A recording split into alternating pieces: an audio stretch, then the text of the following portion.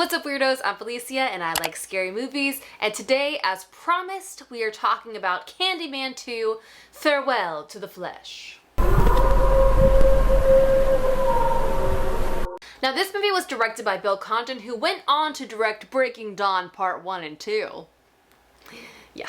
And though this movie definitely isn't as freaking incredible as the first one, there's still some things I liked about it. This one follows the Candyman to New Orleans, where he sets his sight on another young woman whose family might be closer to the legend than they appear. To avenge his name, reveal his past, and fulfill his destiny. Basically, this movie is just Candyman history, flashbacks, exposition, retelling, kind of too many times, honestly. But the big main thing we find out is the Candyman was Daniel Robital. He fell in love with a white woman named Caroline.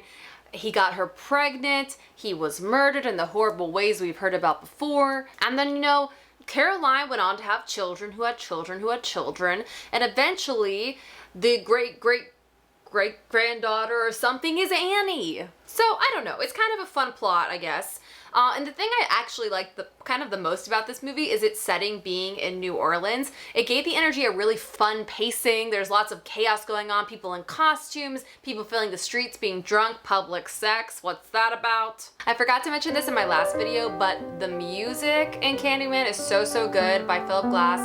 Ugh, I wish I had mentioned this in my last video, but I love this contrast between this very kind of gothic music with organs and spooky vocals over an urban background. Ugh, I wish I had said that in my last video, but we get the same music here and I think it does a similar effect. The gore in this movie is also pretty good. We have the flashback where we see his hand being sawed off with a rusty saw thing, and it is disgusting, but very well done. And in that flashback, an amazing Tony Todd performance as Daniel versus the Candyman, and he's very good. He's very good. But then I guess kind of overall my problems with it, yes, maybe it's a little bit more boring than the first one. The characters are slightly less interesting to me. The story feels a little more forced to me than the first movie. Did anyone feel that way? Also, at some point the Candyman is like, I have put this baby in you, Annie.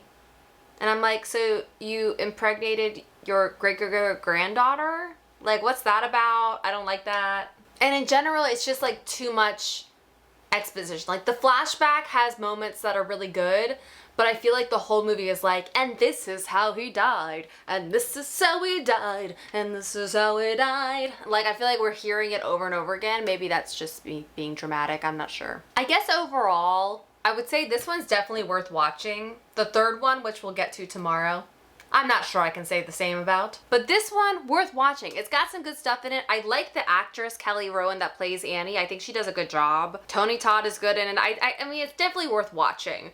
But there is a very strange moment of CGI where Candyman turns to glass and shatters on the floor that almost kind of ruined the movie for me.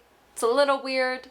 It's a little stupid looking. But other than that, I mean, the practical effects, the gore, some of that's pretty good. I don't know. But that's it. Obviously, I had less to say about this one than the first film, and I can assure you that tomorrow's video, I will have even less to say. So that's it, people. If you haven't yet, hit that subscribe button, give this video a thumbs up, and I will see you in the next one.